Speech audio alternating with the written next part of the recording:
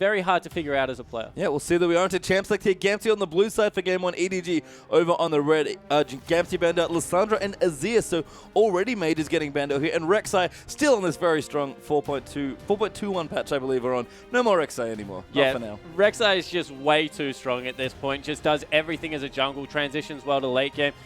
Interesting, Pawn has played Azir twice in the last 3 games. The other one, of course, being a Lux game that kind of came out of nowhere. So smart to take that away. Yeah, absolutely. Here, we've got Janna banned as well. Very strong support. We've seen Ella play it in just the series we had pass it by. And pretty much every player at this point in the world at the top level plays Janna well. Nara, very smart ban there. Gamtee clearly respecting Koro there. Yeah, you have to respect Koro's Nara. He plays with it so well, and actually has had a couple of, I think, 1 or 2 games against it reasonably well as well. So yeah, Koro in the top lane, getting a little bit target banned here actually. If you throw the Lissandra into his area as well, that's 2 bans at the top lane for EDG. Yeah, I mean, leaving the bottom lane relatively clear. Sivir is still up at this point as well. The EDG do have a ban to go here, so there's going to be a lot of very strong champions left open here. We're going to see what EDG want to ban last, because of course Gamtee are going to get first pick. And wow, Kassadin being taken away. I like this. Zhao, who actually played it, I believe, in one of his games that wasn't... Actually, no, he played the LeBlanc, so another assassin being taken away from him, so I like that. I mean, it's just good as well. Koro's played it. Let Me could likely play it in the top lane as well. You don't want to give it to Pawn either, by the way. He's really good at Kassadin, although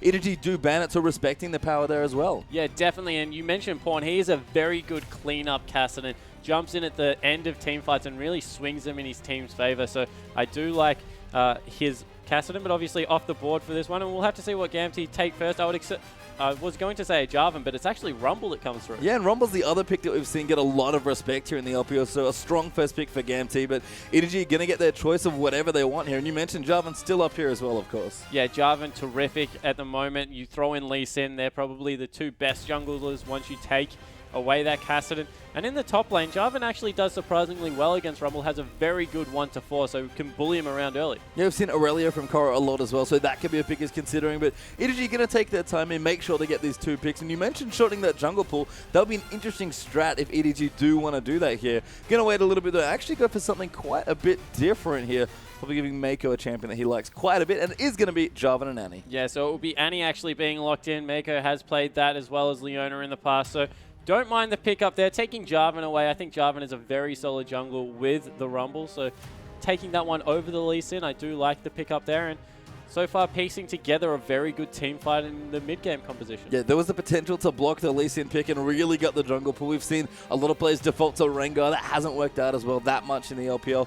Well, I guess with the exception of Loveling, and GT picking very quickly here. Nunu Leona instantly picked up. Yeah, straight away taken away, so Leona, an extremely aggressive laner against the Annie.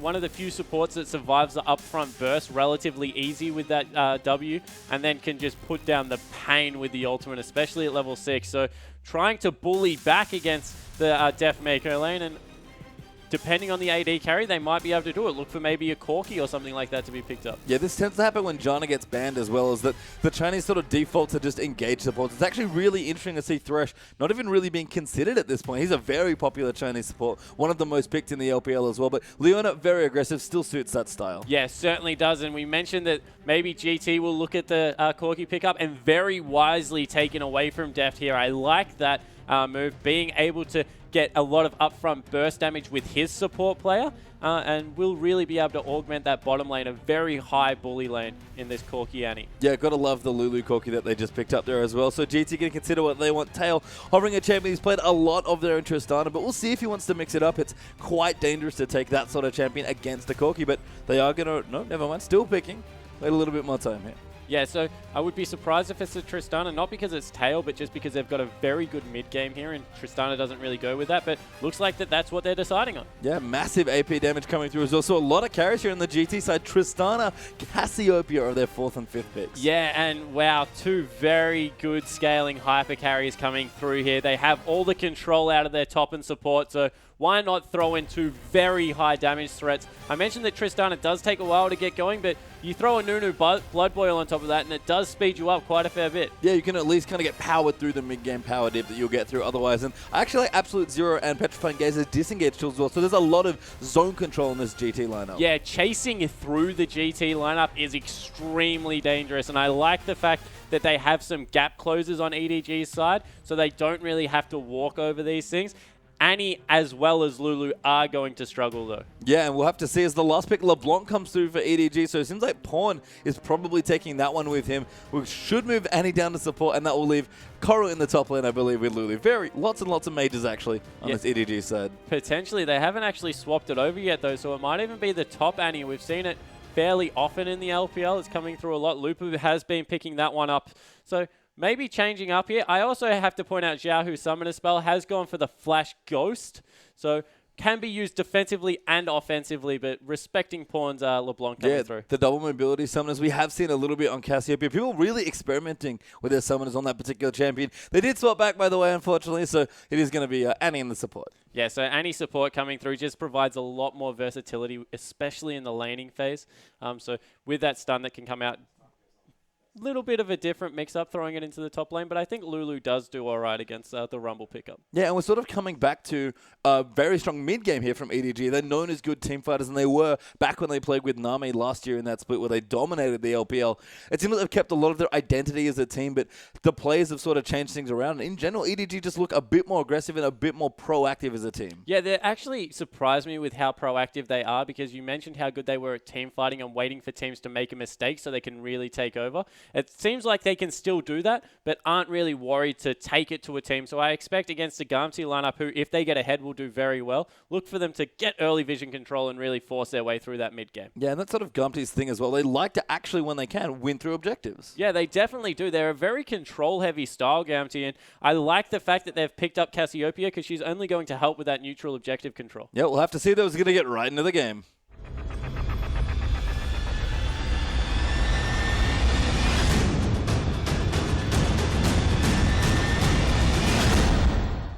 And we're on to the rift here for Gamtee versus EDG, Game 1. Gamtee over on the blue side here for our first one. EDG over on the red. This would be quite the points for Gamtee to pick up, but EDG, they would love to win all 6 of their games this weekend. Yeah, they certainly would. Gamtee really need to come out swinging in this game if they are going to have any chance against a mid-game powerhouse team like EDG. Picking up Lulu in the top lane as well as the LeBlanc just means that they can get so much work done, but if any lineup can do it, it's one that has a Rumble as well as a Cassiopeia. Yeah, and we didn't mention it in the draft, but I actually really like the steal of the Nunu here by Gamtee. Nunu's seen a lot more play in the LPL, especially this weekend, and Clearlove has been playing that champion very well. So giving EDG a little bit more of an aggressive jungler. Clearlove's actually Jarvan, is one of Clearlove's favorite champions as well. He might still go to Sidestone, I expect it, given how much control they like to have over the enemy jungle. But denying that Nunu just means that EDG's regular plan of really getting aggressive and rotating on you isn't as easy to pull off. Yeah, it certainly isn't. I do agree with the Sidestone pickup that will come out of Jarvan, but it just means that he's not as tanky as a Nunu, because Nunu will go the defensive jungle item in that Juggernaut, whereas the Warrior Enchant will probably come through from J4. So just not the synergy that Nunu's able to pick up in the early game items. Also, early Aegis will be crucial for both of these teams. So if Nunu's able to grab that one away, it's a very good item path for a Nunu. Will do a lot of damage mitigation against this top and mid lane of EDG. Yeah, we'll have to see. First jungle camp's going to get started very soon. And both jungles actually starting on the same side of the map. So it looks like Danger will start with Let Me on the red buff, and Clear's going to go Gromp into blue. Yeah, a very good mix-up here out of EDG, actually. They've sent Def to leash by himself and then allowed Mako to freeze the wave bottom, recognizing that the lane swap was coming through. And we've seen a lot of swaps in the LPL. Teams really value the early freeze, especially to sort of get the most control over your wave. But that's a good adaptation, using the support just like, you know what, do your job. Yeah, and even better, now they've sent Mako straight into the jungle to find out where the jungles are. Not looking to engage anything, but just scout out which camps have been taken, really give some good level 1 vision across the EDG. I really like how Mako's played this early game. Yeah, it's actually not even leveled a skill yet, just kind of hanging out, wandering through, almost being a human ward. And this is what I love about Annie in China especially. She's so good with few resources that Chinese teams get very creative with her at level 1. Yeah, if you just keep Annie level 2, she still has the stun that can come out. Has a lot of good mobility, especially if you take some move speed on her. So I agree, very good pick in the Chinese meta at the moment. I think something that other regions will look to evolve how they're playing their Annie in the support position. Yeah, we'll have to see a Pawn and Zhao who will face up in the mid lane though. LeBlanc versus Cassiopeia. Fairly volatile mid lane matchup. Clearly a little low in the jungle, but him and Korra will be safe there. Yeah, able to get a good recall back. They actually flew around that jungle, taking 5 camps relatively easily. So nice early jungle coming through here, actually giving a lot more to Koro than they have on the other side of the map.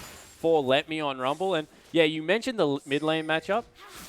Two very, very different majors going head-to-head. LeBlanc looking to get in and out, maybe get affected by some ganks early. Cassiopeia just so good at pushing out waves and consistent control. And Mako, we mentioned the camp might be coming onto Jahu. Mako's actually going to rotate in. The stun comes through Pawn. Going to look in. Woolash force the flash. Goes straight in though with the Ignite. And that should be enough. A good distort back. The Ignite's rolling. Mako's going to pick up the kill for himself. Yeah, really good play once again from Mako. Goes in for the gank and holds his auto attack until he knows that the Ignite isn't going to finish it off. Tried to give it over to the mid laner. Actually didn't overlap their Ignites very well. Both Pawn and Mako used theirs at the same time. So in the end, very good level 1 gank. Slight miscommunication, but well done. Yeah, but we talk about resources, Annie. That's the sort of creativity that comes out early on. And a level 1 Annie gank at 3 minutes. That might be a new one for the Chinese scene. Yeah, it certainly is. And being able to get Annie in there now has used summoner spells, but hey, if you get a first blood and an assist onto a LeBlanc, able to pick up all the extra experience as well, that's always going to mean good news. Yeah, and Zhao's going to return to the mid lane. Maybe a little angry as Let Me down the bottom, getting 3-man dive. Clearlove actually misses his flag and drag, but Deft has more than enough damage to finish him off. Yeah, a zoning flag and drag coming out of Clearlove there. Just, wanted to get nice and close to the turret, but straight away, EDG, we mentioned that they want to get ahead. They really want to push this mid game because no one wants to fight against a Cassiopeia that's ahead. So very busy from the jungler and support player. And you know what? I'll give credit there to Clearlove, actually. I think he was setting up the flag to potentially catch the flash there. So that if Let Me did use it, he's just dead. Yeah, I think exactly that. I jokingly called it zoning, but that's exactly what it is because you don't actually have to do the damage. You just need to make sure that in any situation that he's going to die. Yeah, good coverage there from Clearlove. Again, a really good gank engineer. He knows exactly how to gank people, even if he does maybe overfarm his jungle from time to time. Zhao, though, will return, as I said, with the double drone drink, so really doesn't want that to happen again, and Pawn going to be happy here with a bit of a level lead. Yeah, certainly will just have to be content for that. In the meantime, is actually farming up relatively nicely. You got to remember that he had a back in there and is still nearly equal to the AD carries at this point, so he's farming up well in the mid lane. Pawn, he's a master at lots of things, gets credit for a lot, but I think he's control over where the wave sits in the mid is what sets him apart from other mid laners of the world. Very rarely comes under danger of being ganked. And your Pawn is just... That's a great thing. When your laning phase is that consistent, you get to make plays. And we've seen Pawn in this team especially loves to go around and team fight. So we'll see if he can get that done here. Deft down the bottom actually still dueling Let Me as a good level lead actually. And Mako's back here. Does stun up Sync Tube so they know the gank's happening through. Maybe Leona can really push others in. Play will tag Mako. Danger going to run in with the snowball. And there's no summoners left here for that Annie. She is going to go down there and Danger cleans up that kill. Yeah, a little bit of a misplay coming out of Mako there. Recognized there was 2 people behind him, but then kind of stopped in the middle of the creep wave. But credit to Gamtee hitting back here in the early game, getting into that bottom lane where you have to say Let Me very struggling, 7 versus 31 CS, but able to get something back in his favor. Yeah, he'll take the gold for sure at this stage of the game. After that really strong game from Clearlove, he's going to even things up a bit. Tail will clear out a pink ward towards the top lane as well. Looking good on the Trist, actually. Both AD carries getting the free from mid lane. We have problems. Clearlove again with the big ganks. Get Xiaohu, and he is being camped. Yeah, that was nearly a 1v1 kill, and then Clearlove just swooped in to secure it.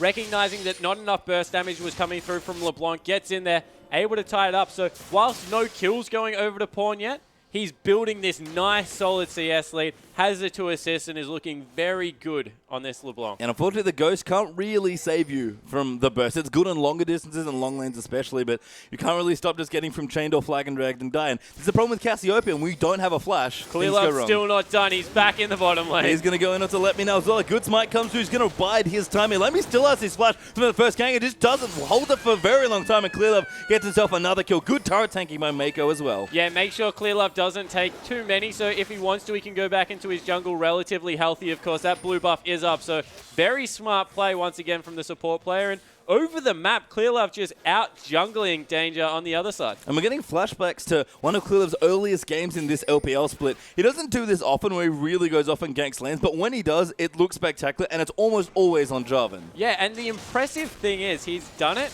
but maintains an experience equal. So he's half the CS of the Nunu, so he hasn't been farming as much, but sticking around in lanes enough to be able to pick up some valuable CS, some valuable experience on Jarvan, and yeah, looking very good. 3 out of 4 kill participation so far. Yeah, again, Clearlove is trying to get the ganks on this time. I caught him an engineer, but he's gone a little too deep now as Koro will line up against Tail on the top side. Lulu, good CS actually here.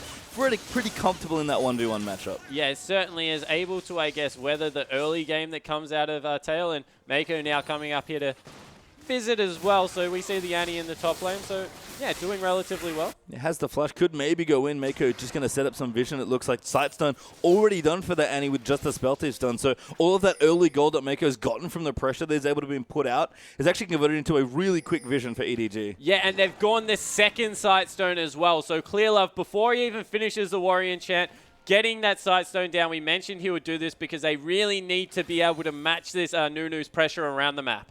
Yeah, they do here. And looks like Synctream actually going to come up and maybe try and pressure Korra. But there's the ulti up for Lulu. Going to be pretty tricky to try and get a kill here. So Korra going to hang back, stay safe, and just continue free farming on this Lulu. Yeah, and a lot of damage once again in this mid lane going down. Pawn just continuing to put out the hurt on Xiaohu. We mentioned how much pressure this guy was under. Gone for the early tier, but maybe regrets that now. Maybe needs a catalyst of the Protector. Yeah, I mean, the double Doran's just not enough, it seems like, unfortunately, there for Xiaohu. And Pawn is now getting quite a strong CS lead there in the mid stages as well. So things not looking too good. Pawn actually almost gets the chance to finish the kill, but doesn't quite have enough left. Doesn't want to dive either. Yeah, definitely doesn't want to dive because there are 3 members around his lane looking to get Xiaohu back ahead.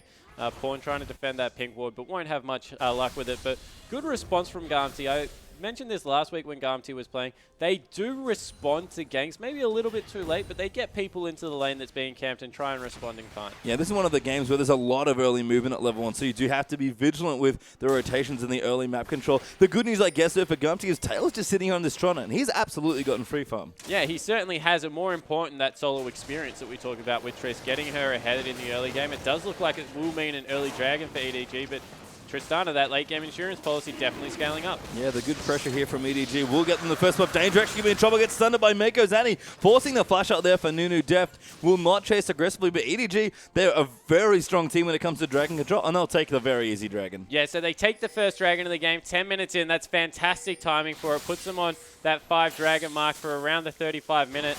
And once again, Pawn going so deep in the mid lane. Yeah, it was getting aggressive. That was an amazing flash by Pawn to dodge the damage. Wasn't going to get stunned, but didn't really want to go into that 1v1. Yeah, certainly didn't. Actually used all of his abilities to try and, I guess, get aggressive and get through. Wow.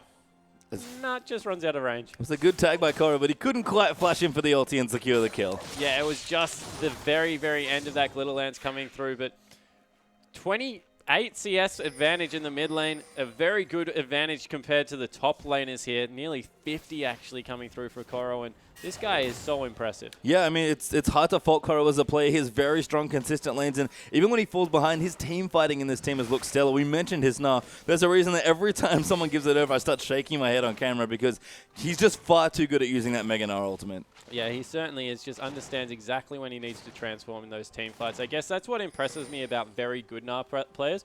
Lots of people can nail the ult, but they don't have it up every team fight. It looks like for Korra, he can just transform at will.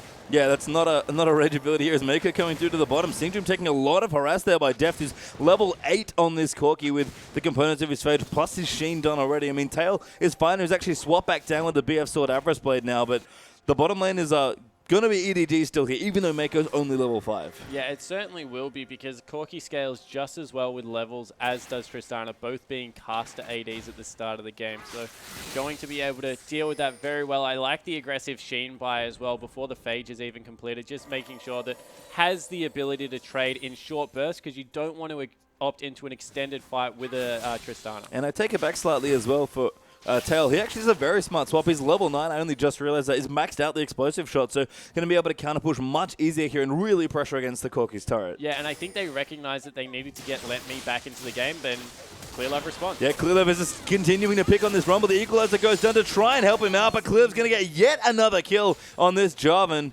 Pawn also trying to defend that pink ward once again from Synctream, and he'll do it successfully. Yeah, those pink wards are so hard to pick up as once again another...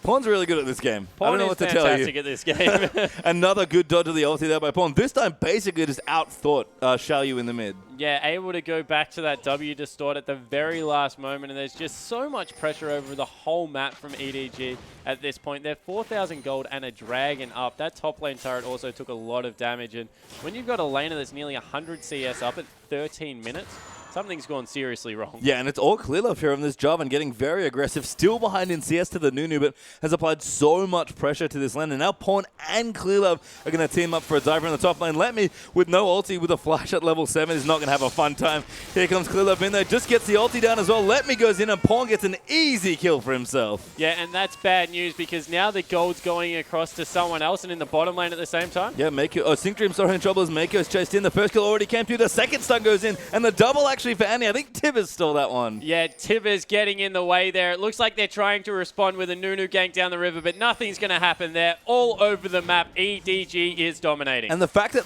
EDG are doing this without the Nunu is very impressive to me. If you watch the games yesterday that Clearlove played on this champion, you'll see that Danger's just not having nearly the same impact that Clearlove was able to. Yeah, and the problem is he's needing to be... Wow.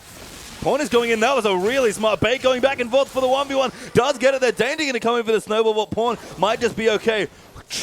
Just dodges the absolute zero, goes back in, looking for the ethereal chains, and Spawn, you can't see him, but his mouth is wide open after that play. Pawn going to dive back in now as well, just dodging all of the skill shots. Pawn is ridiculous. He is coming up so big in this game. He's got a 33 CS advantage against a Cassiopeia and is now 2-0-2. Just the mechanical outplay of that was beautiful to watch. I mean, it's not even just mechanics there. Sure, you can do some of these things reactively, but a lot of this is just Pawn outthinking the Gamtee players, and that's even more impressive to me. Yeah, it certainly is. He just doesn't only know his champion, knows the champion he's playing against, which allows him on cooldown to be able to dodge things like that. And once again, in the top lane, I don't even know if Let Me can fight Mako, let alone the flanking Lulu that's coming through from Koro. Yeah, he's actually the same level as the support. Annie Rumble's in a whole host of trouble in this game. Koro running in. Clearlove is a bit low, but he's off to the side as well. This comes in for the smite. Very smart tag. Doesn't want to overcommit with the Rumble ulti. Don't get himself killed. Picks up the kill for himself, though, using the banner. Yeah, it just gets the banner in there as well. 4-0-2 now for Clearlove. He is probably one of the wealthiest mans on the map. Keeping up actually with his top laner in gold, and he's having a stellar performance. He really is. The Tail and Syncdream are going to pressure down towards the bottom. Def could be in trouble. Danger coming in for the turret dive. Does get smited. Snowball comes out as well, but Def will Valkyrie to safety. Syncdream can't quite nail him with the ulti. Actually, maybe even turns his Pawn's on his way. Uh-oh, Pawn. That's not what you want to hear if you're a Gamtee fan. Is Pawn with the LeBlanc now going to power down in towards the mid. Tail is very low. He has to be so careful. Distort's going to go with the Mimic. Dodges back out of the ulti there for Syncdream, and he's going to go down. Now Danger running in. Pawn, I think, struked him. That's a great flash from LeBlanc there as well. And now Shower could be in trouble. Clearlove diving in. Tail over the top. Wants to kill onto Def. Def for the double. Tail takes him out, but Mako's going to get the return kill there as well. And 3-1 EDG. Yeah, you look at how much Gamtee put into setting that up, and to go 3-1 EDG's favor, they're going to pick up the bottom lane turret. They're going to pick up the dragon. 10,000 gold at 16 minutes in the game. These guys have came to play. They want that first spot. They really do. They'd love the win here, and of course the second as well for the full 6 points. Pawn and Clearlove going to team up with Mako for their second consecutive dragon in this game as well. And EDG, we know about it. They love to play aggressively, really control the map for themselves, starve you out of dragons, and this is in emphatic fashion. Yeah, it certainly is. They have gone from strength to strength. Really played this early game faultlessly, from Mako's being able to freeze out the bottom lane, get the roam on early on, to Clearlove's fantastic jungle control. They can really do no wrong at this point. Yeah, and I like the talisman pickup from Mako as well, just for a bit more engaged. EDG know that the one thing they do need to do is close this game up fairly quickly. Def going for the Bilgewater Cutlass, going to move into the Bork after that Trinity Force. And something we're starting to see a little bit more, Spawn, that I'd love your thoughts on. We've got the need to see large rod for Pawn, but we've seen the Athenes be much more popular now. Yeah, we certainly have, and I think it has to do with how often Pawn uses his abilities. I think that if you're under 500 mana, Athenes is more gold efficient if you are looking for the mana regen component. So I think that's the reasoning behind the pickup there. Also gives you a little bit of that MR against a very aggressive laner like Cassiopeia. Yeah, I mean, with the Rumble there for a lot of AP damage, maybe just trying to hedge his bets a little against the damage. But at this point, Pawn is very far ahead. Isn't really worried. 50 CS and counting now against that mid laner. Deft even pressuring at level 11 with his Corki. Now trying to steal away the Croaks. Doesn't quite get it, but EDG uncontent just to take the turret yet. They'll do it now as Pawn. He's back over, gets a kill off screen. There's a reason we can't catch this one. It's just too quick. It certainly is. That wasn't even his R coming out in that combo. It was just his normal abilities. And wow, this guy, he's putting on a clinic. LeBlanc players out there, this must be fun to watch. It must be indeed. Pawn, always a joy to watch. And putting on a clinic, as you said, here with the LeBlanc 3-0-4 now with just a mountain of CS. And Clearlove again, the engineering is back. He's going to go in for the bottom lane gank now, possibly a 4v3 tower dive. Yeah, I think what they were doing was actually waiting for the rotation to come back up through mid lane. Pawn was pushing that out, and they were looking for someone to face check. The response now is that they don't go through, and EDG pick up a free turret. Great coverage there again for the rotation there for EDG. You got to mention it, zone them out of the bottom side. They don't want to walk through. Can't go through their own jungle. Tail actually getting a little low there as Def going in. Rumble does get the top turret, but Mako's down the bottom, flashing on top of them. That's going to be the first kill there onto Triss. Now Danger's in a whole host of trouble as Clearlove goes massive with the wild growth put on him. That's one kill, but that's all EDG need. Yeah, and they're trying to get Let Me back in this game with some solo time in the top lane, but what does that mean in response? EDG are just forcing all over the map. That's 2 turrets for 1. So much extra gold going on to them, and 11,000 now. Yeah, 5-1 now in turrets. Koro does have his TP up as well if he wants to use it, but might be able to just run back to the top turret instead. Morellonomicon, Void Staff, and the Sork Boots finished up for Koro now as well. Clearlove's very tanky on his job and got the Merc Treads, a Sightstone, and a Giant Spell to spare with his Warrior Enchant done as well. And the Blade of the Ruin King just got finished up, plus a Rabadon for Pawn. EDG, an embarrassment of riches this game. Yeah, they certainly are in a good spot. The one mistake I might touch on is the fact that flat AP is much better on Lulu than the Void Staff at this point in the game, just because she does have those defensive abilities that aren't augmented through the penetration. So if I was being extremely picky, that might be what I say about this matchup. But overall, EDG are just so wealthy at the moment. It doesn't really matter what they buy. No, and they're just playing the map so well, as we've seen them do time and time again. Pawn diving in onto Danger, gonna get the chains down as well. Xiaohu can't even find a good spot to ulti, just misses a Mako actually. And this Cassiopeia has not worked out for the star GT mid laner. Yeah, it certainly has it, and it's just the patient play that comes through EDG. A normal team would rush through that choke after they pick up the kill and be like, we can go. EDG get 1 kill, back away, take all the objectives, look for a Baron now, and really, nothing Xiaohu can do here. He's trying to play reactionary, and it's just not working out. We've seen a lot of 20, 22-minute Barons from EDG, but that's when they have Nunu. They're so far ahead and so confident in this game. They're going to take it basically on the dot here. Danger very far back in the base for the steal, and EDG get the very rare free Baron. Yeah, they certainly do, and they also have the Baron recall if they want. No, they want to fight. Yeah, Singstream in trouble. Does the played in. Equalizer does come down. It's in a good spot, but the Wild Growth will keep him safe. Pawn jumped on the tail and almost deletes him off the map. Popped over the top there as well to keep himself safe over on the other side. Now Xiaohu getting chased down. That's 3 kills for 0 with some blinking low members here of EDG. And Xiaohu and Danger, despite the health bars, don't want to go back in. Yeah, they certainly don't, just because of the threat of Pawn around the flank on this LeBlanc. Would have been able to blow a member up. His ultimate's already back off cooldown. He's not done. He's going in. Xiao could be in trouble. There's a Mimic Distortion coming in. Pokes him back and forth just for a bit more damage, and will back away. Didn't get the kill that he wanted. Yeah, definitely was fishing for something there. Maybe even over-forcing a little bit, but able to clean out some more CS for himself. I wonder how much gold he has. Only another 1,000, so might go back for a little bit of a blasting one. We'll have to see what he picks up at Pawn. Just so far ahead. It's only 21 minutes into the game. He's already finished his 2 meta items. We're expecting maybe 3-4 more minutes time, and then we're looking at these items. Pawn is minutes ahead already of his standard timings, and he's been playing fantastically. And I set a free Baron there for EDG4. That might be downplaying just how well they've played in this early game. Oh, it definitely is. As I said, this is a clinical game of League of Legends. They have really done nothing wrong. They are so far ahead at this point, and even more penetration coming through for Koro. He has stayed 100 CS ahead of his laner whilst helping his team. He's participated in 7 kills and really doing a good job from that top lane. Yeah, we've got a Haunting Guys now. Zorn is loose, so really wants to maximize the early damage of the base damage of his spells here. Pawn actually just hiding off towards the mid lane, pushing the Baron creeps in, which is smart, but just poking Danger with his ulti now as well. Yeah, and there's just nothing they can do at this point. Deft opting for a Hex Drinker, recognizing double AP. He doesn't need to be the hyper carry. Can go for a little bit of a defensive buy while still being gold efficient without the shield, and Pawn just does so much damage. That was insane poke onto the Leona, who's normally quite tanky here, and EDG just going to force their way onto this turret. Pawn actually going in danger. Could be in trouble there. The chains do land there, and the Ignite will actually get the kill. Distorts out as well. Beautiful play. Yeah, this is so well played from Pawn. He is a man at the moment, and he's not done.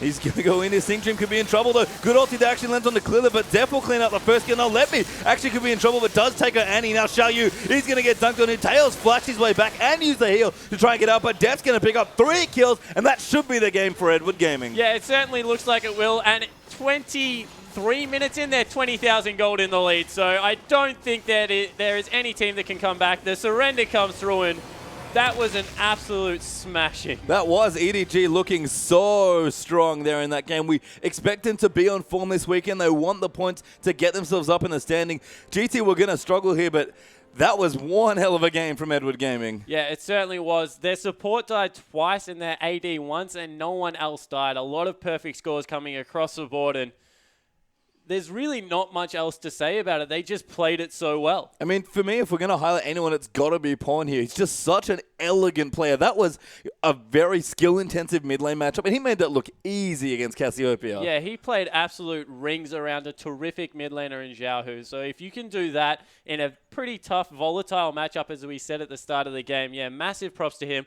Also got a hit on Clearlove. That guy was absolutely everywhere. Yeah, and it's rare that Clearlove has a game like that, but when it does, it looks amazing. And so do EDG, but we'll be back to see if they can do it again here up against the Gamtee, who look to be struggling a bit just in that last game.